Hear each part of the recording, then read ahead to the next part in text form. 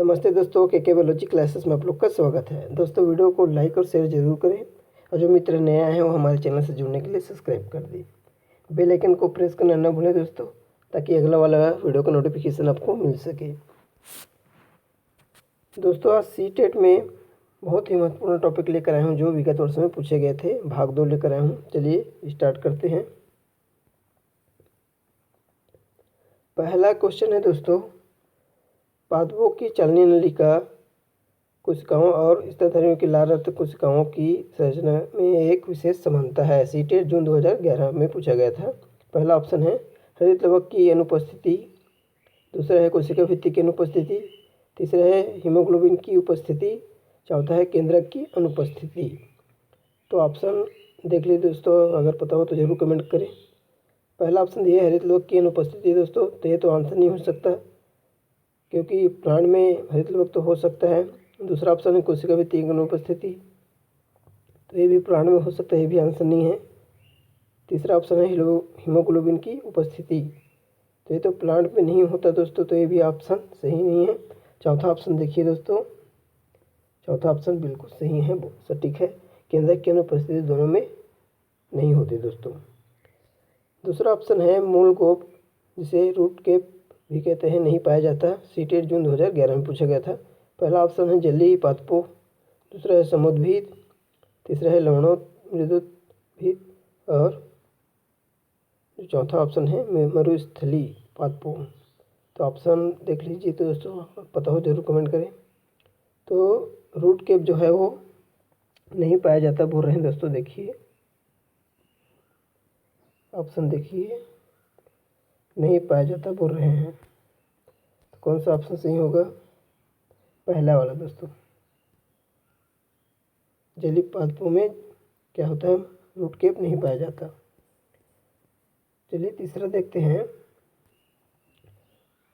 पानी बीजों के अंकुरण को कैसे प्रभावित करता है? पता लगाने के लिए शिक्षक ने विद्यार्थियों को सेम के बीज रुई की परत पर भिगोकर कुछ दिन रखने के लिए और उनमें परिवर्तन देखने के लिए कहा। वह कौन सी एक महत्वपूर्ण सलाह देना भूल गई? सीटेट जून 2011 में पूछा गया था। पहला ऑप्शन है थोड़े बीज गीली रुई पर, दूसरा है बहुत सारे बीज गीली रुई पर, तीसरा है थोड़े बीज सूखे रुई पर, चौथा है बहुत सारे बीज सूखे रुई पर।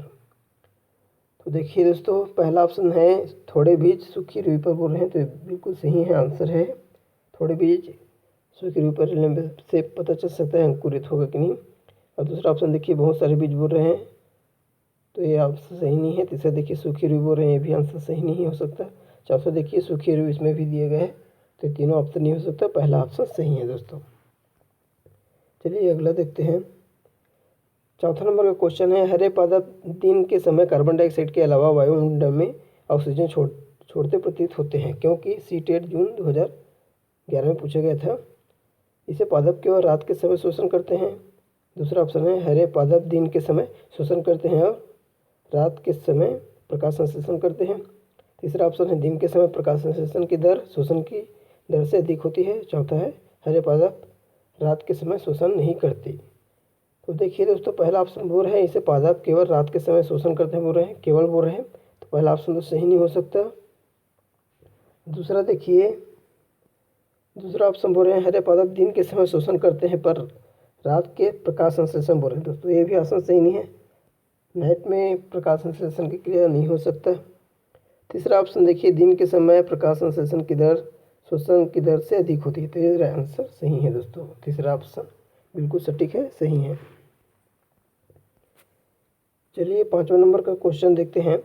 कोशिका भित्ति वाला सबसे छोटा सजीव जीव है। सीटेट जनवरी 2012 में पूछा गया था। पहला ऑप्शन है ईस्ट, दूसरा शैवाल, तीसरा साइनोबैक्टीरिया, चौथा जीवाणु।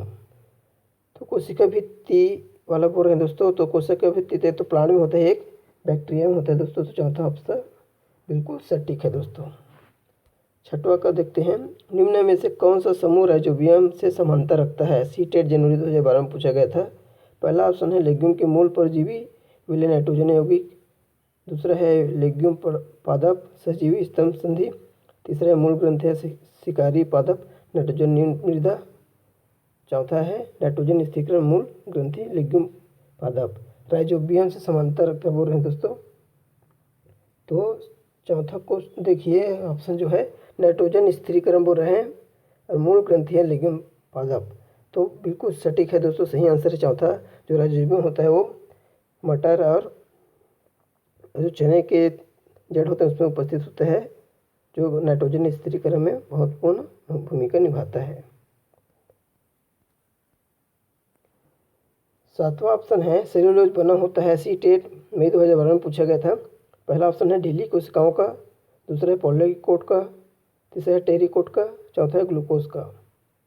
तो सेल्यूलोज जो होता है दोस्तों वो ग्लूकोज का बना होता है, तो चौथा ऑप्शन बिल्कुल सटीक है, सही है। 8वां नंबर का क्वेश्चन है अत्यंत शीत जलवायु में रहने वाले ध्रुवी भालू कौन सी विशेषता रखते हैं। सीटेट मई 2012 में पूछा गया था। पहला ऑप्शन है सफ़ेद फर त्वचा के नीचे वसा गंध की तीव्र क्षमता, दूसरा ऑप्शन है पतली त्वचा बड़े नेत्र सफ़ेद फर, तीसरा छोटे नेत्र मजबूत पंजे सफ़ेद फर बड़े पंजे, चौथा है सफ़ेद शरीर तैरने के लिए पंजे श्वसन के लिए अतिरिक्त गिल, ये गलफड़े बोल रहे हैं। तो देखिए दोस्तों, जो भालू होते हैं ध्रुवीय प्रदेशों को ठंडे प्रदेशों का, उसमें वसा उपस्थित होता है दोस्तों। तो पहला ऑप्शन बिल्कुल सही है, क्योंकि जो ध्रुवीय प्रदेश के भालू होते हैं उसमें क्या होता है अनसैचुरेटेड फैटी एसिड जमा होते हैं दोस्तों बहुत दिन तक, उसमें ऊर्जा प्रदान करने के लिए। तो ये पहला वाला ऑप्शन बिल्कुल सही है। 9वां ऑप्शन देखते हैं, 9वां क्वेश्चन का प्रोकैरियोटिक कोशिका की विशेषता सीटेट में 2012 में पूछा गया था। पहला है भली प्रकार से संरचित केंद्रक, दूसरा ऑप्शन है केंद्रिका झिल्ली की अनुपस्थिति, तीसरा है केंद्रिका की उपस्थिति, चौथा है यूकैरियोटिक कोशिका की तुलना में अपेक्षाकृत जवान उम्र। तो देखिए दोस्तों, प्रोकैरियोटिक जो सेल होता है उसमें क्या होता है केंद्रक उपस्थित होता तो भी विकसित नहीं होता, समांतर क्या होता है अनुपस्थित होता है। तो केंद्रक झिल्ली क्या होता है अनुपस्थित होता है। तो दूसरा ऑप्शन बिल्कुल सही है दोस्तों। दूसरा ऑप्शन देखिए, दूसरा ऑप्शन बोल रहा है कि केंद्रिका झिल्ली अनुपस्थित होता है। तो प्रोकैरियोटिक कोशिका में क्या होता है केंद्रक झिल्ली एब्सेंट होते हैं। तो दूसरा ऑप्शन बिल्कुल सही है। 10वां नंबर का क्वेश्चन है कुछ डायनासोरों के पर थे यद्यपि वे उड़ नहीं पाते थे, परंतु पक्षियों के पर होते हैं जो उड़ने में उसकी सहायता करते हैं। विकास के संदर्भ में इसका अर्थ यह है कि सीटेट नवंबर 2012 में पूछा गया था। पहला ऑप्शन है सरीसृपों एवं पक्षियों के बीच कोई विकासी संबंध नहीं है, दूसरा ऑप्शन है दोनों ही जीवों पर समजात अंग है, तीसरा ऑप्शन है सरीसृपों का विकास पक्षियों से हुआ है, चौथा ऑप्शन है पक्षियों का विकास सरीसृपों से हुआ है। तो इसमें दूसरा ऑप्शन सही है दोस्तों, दोनों ही जीवों क्या होते हैं समजात अंग के होते हैं, ये ऑप्शन बिल्कुल सही है। चलिए 11वां नंबर का देखते हैं, निम्नलिखित में से कौन से कथन 11वां नंबर का क्वेश्चन है दोस्तों, निम्नलिखित में से कौन से कथन प्रकाश संश्लेषण के संदर्भ में सत्य है। सीटेट नवंबर 2012 में पूछा गया था। पहला ऑप्शन है इस प्रक्रिया में सौर ऊर्जा रासायनिक ऊर्जा में परिवर्तित होती है, दूसरा है प्रकाश संश्लेषण में कार्बन डाइऑक्साइड तथा जल का उपयोग किया जाता है, तीसरा ऑप्शन है प्रकाश संश्लेषण में कार्बन डाइऑक्साइड मुक्त होती है तथा O2 उपयुक्त होती है, चौथा ऑप्शन है प्रकाश संश्लेषण में ऑक्सीजन मुक्त होती है तथा कार्बन डाइऑक्साइड उपयुक्त होती है। तो पहला ऑप्शन दिया है तीसरा व चौथा, दूसरा ऑप्शन दिया है पहला व चौथा, तीसरा है पहला व दूसरा, चौथा है दूसरा व तीसरा। तो कौन सा आंसर सही है दोस्तों ज़रूर कमेंट करें। तो इसमें देखिए आप लोग सभी ऑप्शन है जो उसको ध्यान से पढ़िए। तो जो पहला और दूसरा वाला ऑप्शन बोल रहे हैं दोस्तों, देखिए पहला और दूसरा ऑप्शन, इस प्रक्रिया में सौर ऊर्जा रासायनिक ऊर्जा में परिवर्तित होती है, वो सही बिल्कुल सही है। और प्रकाश संश्लेषण में कार्बन डाइऑक्साइड तथा जल का उपयोग किया जाता है, वो भी सही है। तो ये कौन सा ऑप्शन दिख रहा है दोस्तों, पहला दूसरा वाला तीसरा ऑप्शन, तीसरा ऑप्शन क्या है बिल्कुल सही है। चलिए 12वां नंबर का क्वेश्चन है टेडपॉल के कयांतरण के लिए जल में निम्नलिखित में से किस तत्व की उपलब्धता आवश्यक है। सीटेट जुलाई 2013 फरवरी 2011 में पूछा गया था। पहला ऑप्शन है क्लोरीन, दूसरा है ब्रोमीन, तीसरा है सल्फर, चौथा है आयोडीन। तो टेडपॉल के कयांतरण के लिए बोल रहे हैं दोस्तों, आवश्यक जो होता है वो आयोडीन होता है। तो ऑप्शन चौथा बिल्कुल सही है। 13 नंबर का क्वेश्चन है नीचे दिए गए पदों के विभिन्न संयोजनों में से जंतु कोशिकाओं के संदर्भ में पदों का कौन सा संयोजन सही है? सीटेट जुलाई 2013 में पूछा गया था। पहला ऑप्शन है केंद्रक प्लास्टिक कोशिका झिल्ली कोशिका भित्ति, दूसरा है केंद्रक क्रोमोसोम राइबोसोम कोशिका भित्ति, तीसरा है कोशिका झिल्ली क्रोमोसोम राइबोसोम माइटोकॉन्ड्रिया, चौथा है कोशिका झिल्ली राइबोसोम क्लोरोप्लास्ट माइटोकॉन्ड्रिया। तो देखिए दोस्तों कौन सा ऑप्शन सही हो सकता है इसमें। तीसरा ऑप्शन, पहला ऑप्शन को पहले देख लेते हैं। केंद्रक प्लास्टिक कोशिका झिल्ली कोशिका भित्ति बोल रहे हैं दोस्तों, जंतु कोशिका को पूछ रहे हो, ध्यान देना। तो कोशिका भित्ति मतलब ये वाला ऑप्शन तो सही नहीं हो सकता। दूसरे में देखिए केंद्रक क्रोमोसोम राइबोसोम कोशिका भित्ति बोल रहे हैं, ये भी ऑप्शन सही नहीं हो सकता दूसरा वाला दोस्तों, दूसरा ऑप्शन भी सही नहीं हो सकता। तीसरा ऑप्शन देखिए कि कोशिका झिल्ली क्रोमोसोम राइबोसोम माइटोकॉन्ड्रिया बोल रहे हैं, ये बिल्कुल सही है। तीसरा जो ऑप्शन है वो सही है दोस्तों। और चौथा में भी क्या है, हरित लोक बोल दिया है, तो ये भी सही नहीं है जंतु कोशिका के लिए। तीसरा ऑप्शन बिल्कुल सही है।